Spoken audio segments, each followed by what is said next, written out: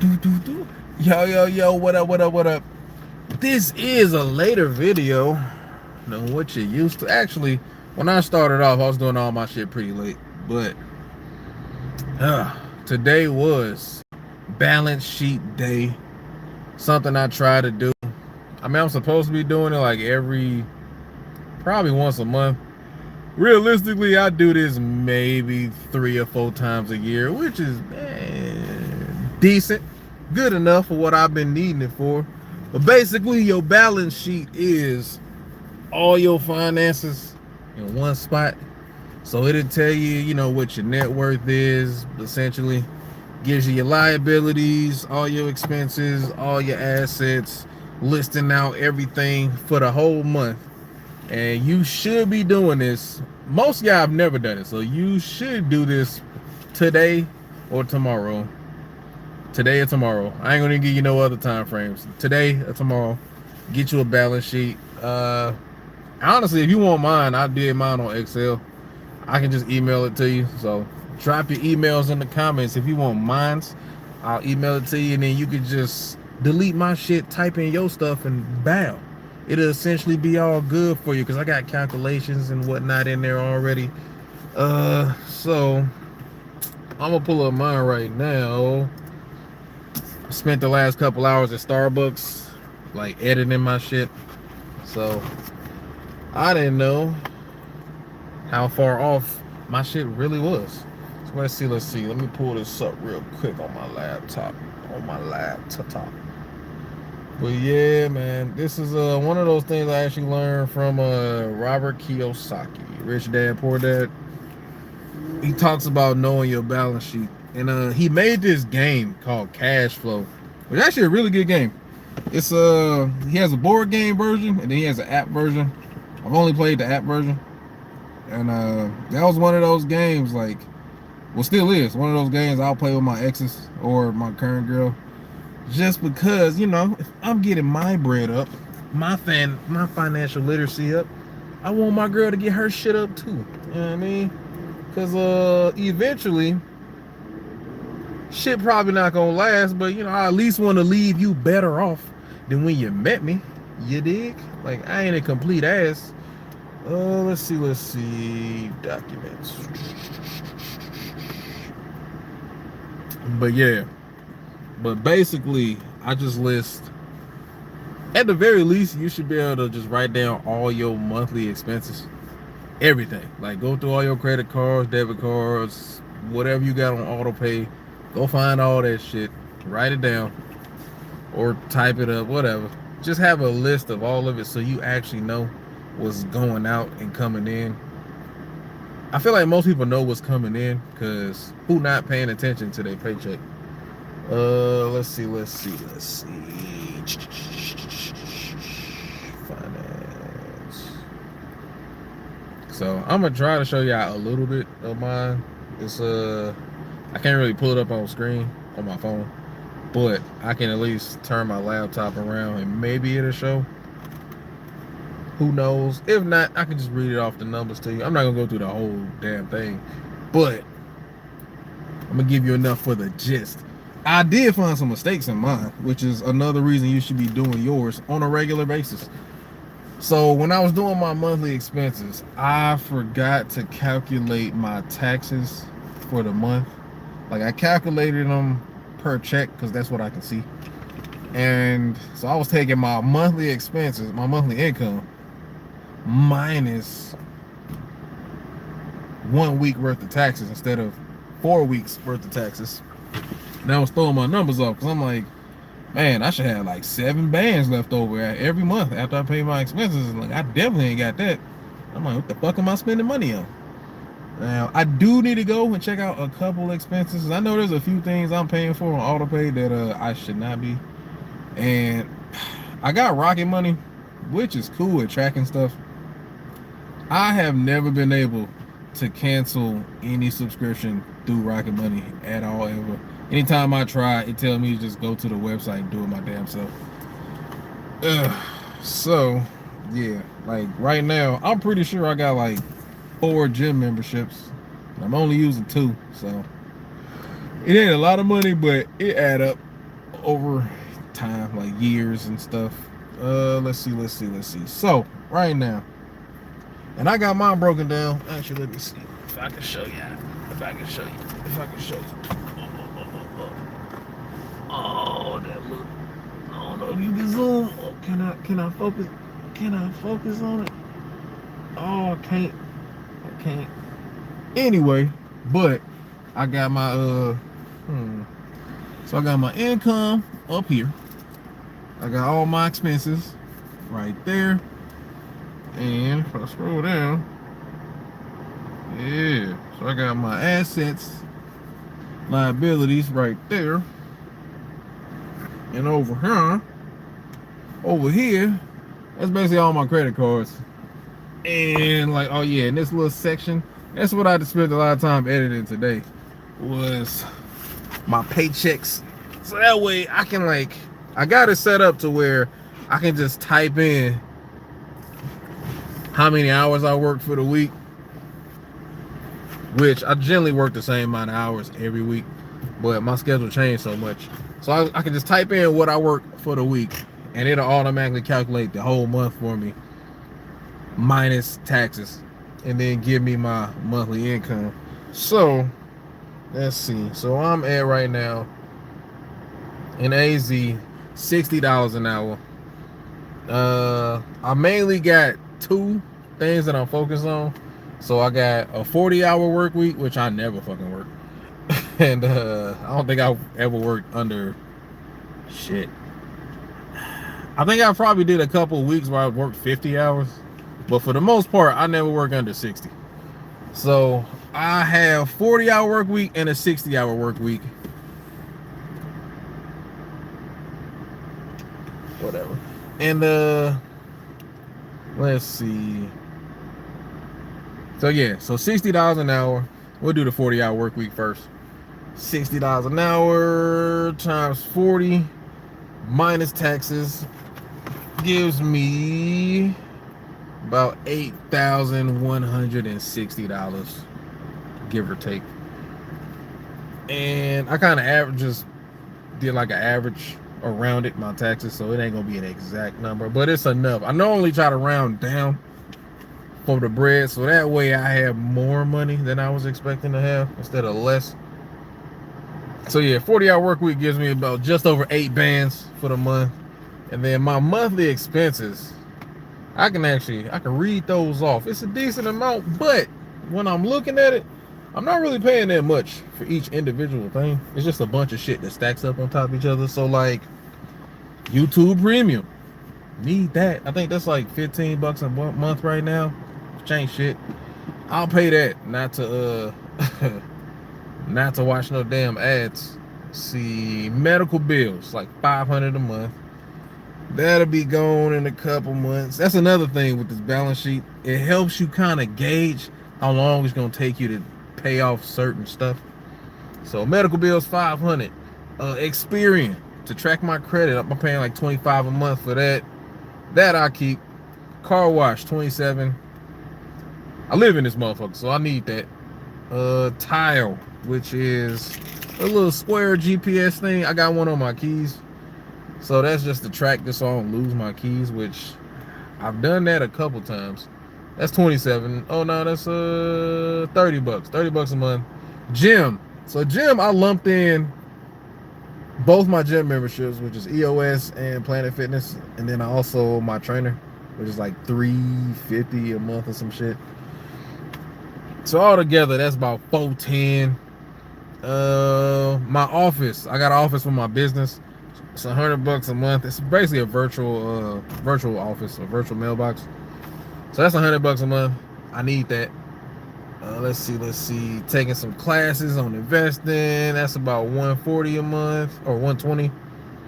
My insurance for my car and motorcycle together are about $184 a month. Pretty goddamn cheap, actually. I might have to double check that. I feel like it's not that cheap, but at the same time, I pay for the whole year, not per month. So they do give you a pretty big discount if you do that. Phone. My phone bills are only about $85 a month. I put $100 just, insurance, and just in case they fuck my plan up one day. Let's see. Studio time. Since music is the goal, that's including marketing, promo, and all that good shit. That's about $1,200 a month right now. When I was slacking off, honestly, I wasn't really paying that much for music. I was just maybe 30, 40, 50 bucks a month. So I'm at $1,200 right now for that. That's my biggest bill. Not my biggest. So that's my second biggest. Gas, I just got $400 for the month. I can see myself. I probably spend a little bit more than that, honestly. Storage. So I got a storage unit, 2 of them actually. That's about $300 a month for both of those together.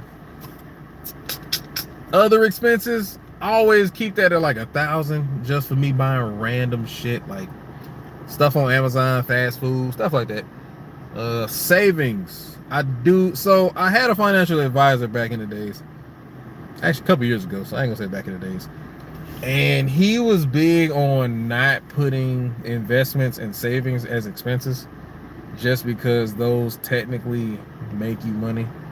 But in my head, it's still money coming out of my check that I can't spend in the near future.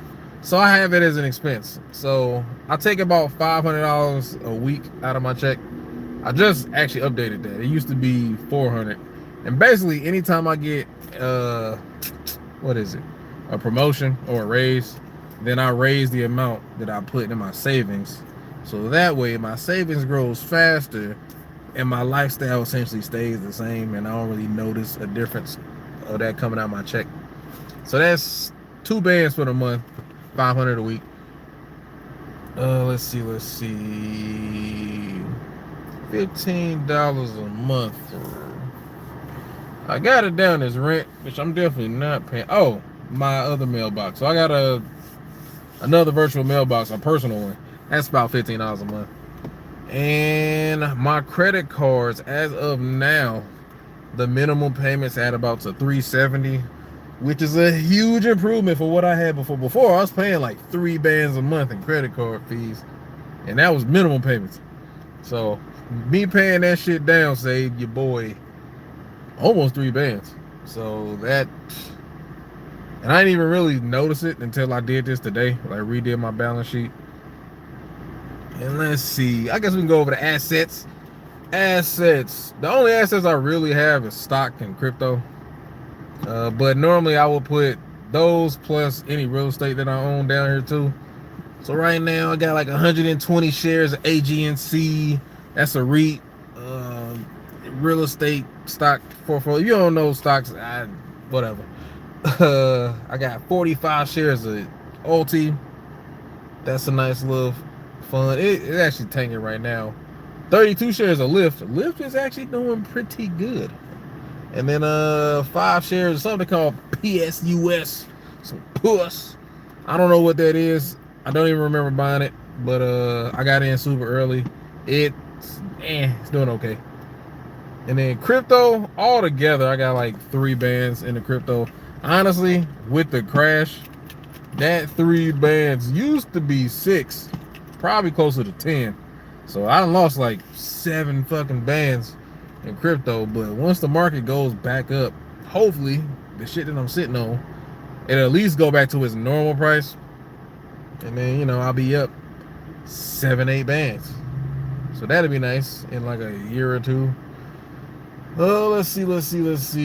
And then, so what I do is I pay attention to, and Kiyosaki calls it a payday. So essentially, the money you have left over after you pay all your bills, like total expenses, by the way, is like $6,796, which honestly is a lot. Like, because I know, sheesh, after taxes, that's what a lot of y'all bringing in. So yeah, 6 bands in expenses, way too much.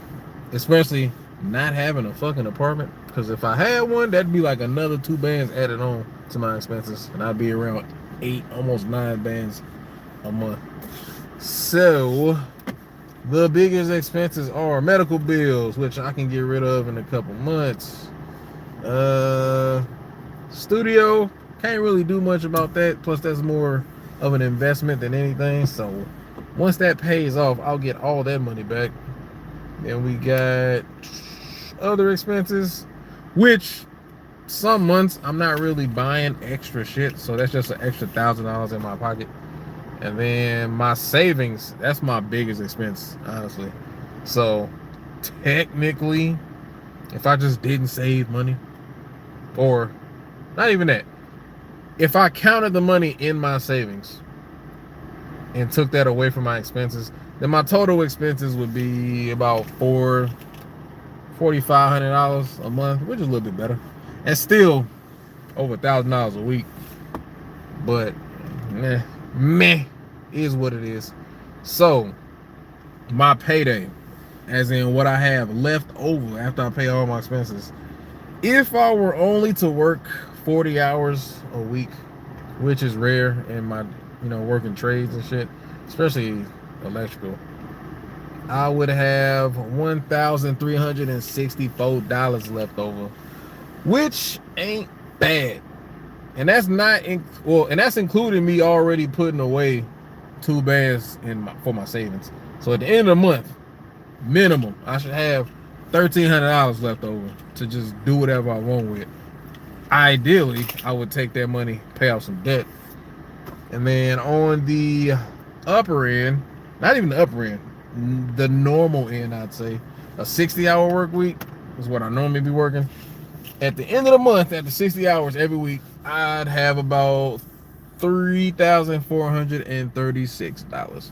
So almost $3,500, so an extra 2 bands. So it's a $2,000 difference between me working 40 hours and me working 60 hours. And I didn't even do, sometimes I work 80s, I didn't even do 80, and that's not counting per diem either. So per diem for me is gonna normally be around $100 to $150 a day just to show up to work. So actually, let me type that in, because I do got that calculated right here. So if I do $100 a day, I'll do the 40-day week first. So that'd be 4 days, 10 hours a day. So an extra $400 a month.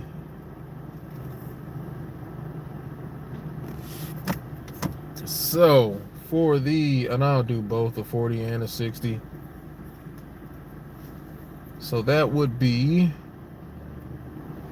not bad, actually. So if I did, I'm tripping. It'd be 400 for the 40 hours and then 600 for the 60 hours. Cool.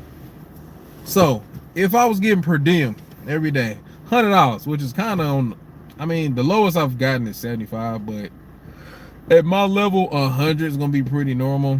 150, fairly normal too. I've seen it get up to 200. Let's see. So a 40-hour work week with per diem, $100 per diem would be $2,964 payday, and that's after me paying all my bills, everything taken care of, and I spent $1,000 on random shit. That gives me almost 3 bands at the end of the month, which is actually pretty good. That's not bad at all. Now, like I said, that money should go towards paying off debt. It also could go towards an emergency fund, which is kind of what my savings doubles as right now. It's like an emergency fund / savings. Technically, you want 2 different funds. So I know, who was it? Dave Ramsey said you want to have like $1,000 for emergency, which he said this way back in the days. Honestly, right now, for me personally, I feel safest with at least 4 bands in emergency funds. So if you got 4 bands, it ain't too many emergencies you're gonna have that cost more than 4 bands. I think I had one ever that cost me exactly that, which is crazy. And technically, I didn't even need to spend that. I was just being overcautious. But yeah, 4 bands will get you through. The average person should get you at least through a month, maybe 2 months. Like some shit pop up, you can't work or something. Like that's, or like I said, like a legit emergency, something wrong with your car, some shit fall off or blow up. 4 bands would pretty much take care of that. Like ain't gonna be too many repairs that cost more than $4,000. At that point, you damn near want to buy a new car, or you getting a new engine, which I've done that before. It cost me like six. Let's see. So, and then for a 60-day work week with $100 a day per diem. What up? What up? What up? That gives me $5,836, which not bad. Not bad at all. So yeah. Almost 6 bands. It's pretty goddamn good. It's pretty goddamn good, if I don't say so myself. Oh, let me check something. Real quick.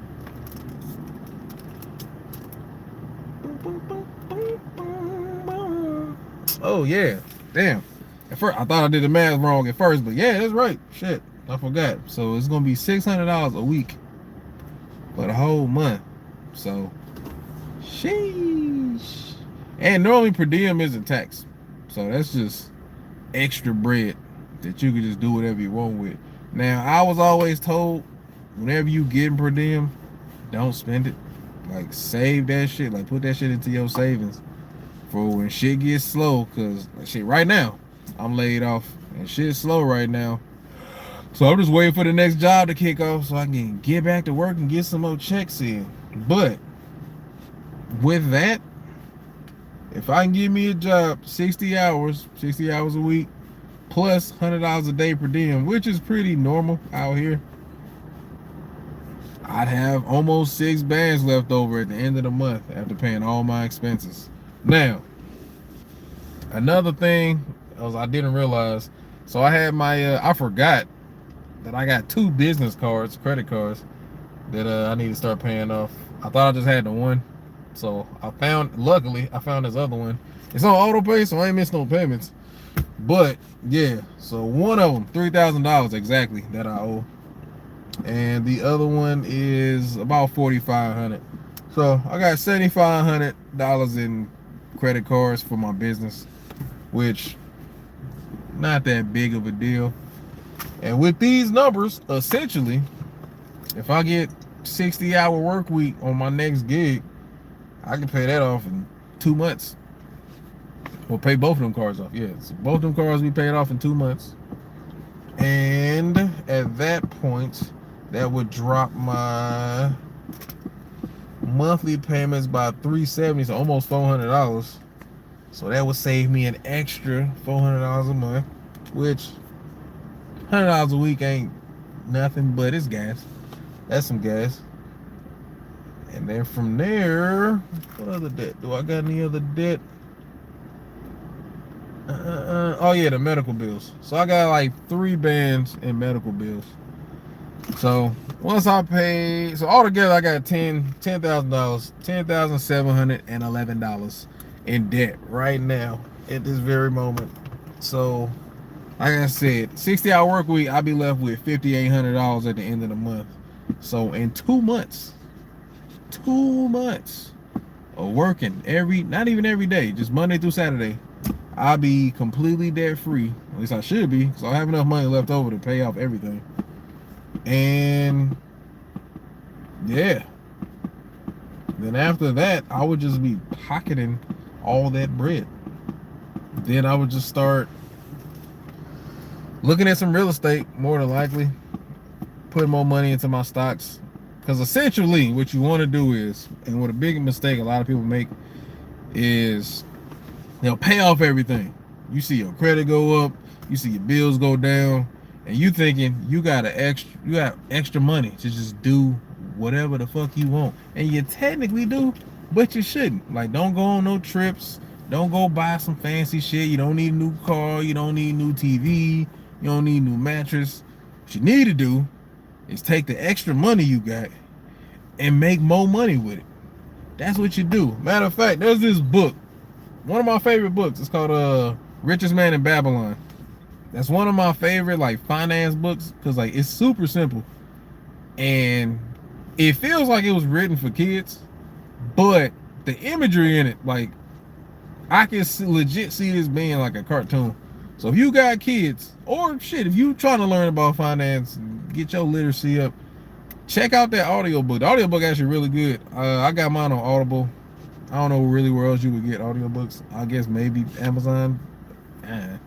But yeah. And one of the things it taught me on there was, because I was always confused as to, obviously you want to take what money you have, flip it, make more money. That's what investing is. But I never knew, when do you cash out and start buying shit with the money? Like, because you don't want to infinitely just be flipping everything you got to the point where I'm like, cool, you old as hell and you balling, but you ain't bought shit your whole life. So you ain't even enjoy the money. So I'm like, okay, when do you cash out and buy shit? And there's this analogy with, I think, eggs, like eggs in the basket or some shit. And it's basically you a farmer and you got chickens. Your chickens lay some eggs. And let's say they lay 10 eggs every day all together. So you got 10 eggs. Cool. Now, you still got bills as a farmer. Now, it's all back in like Bible days. But you got stuff you need to take care of. So, you know, you got a whole farm. So you take, let's say you could take 8 of those eggs, sell them or trade them for everything else that you need for the rest of the farm. So like, that'll get you some hay or whatever the fuck for your horses. It'll get you, I don't know, stuff, supplies. It'll get you supplies for the farm. Enough for the day at least. Now you just do that every day. 8 eggs, 8 eggs, 8 eggs. And then you got 2 eggs left over.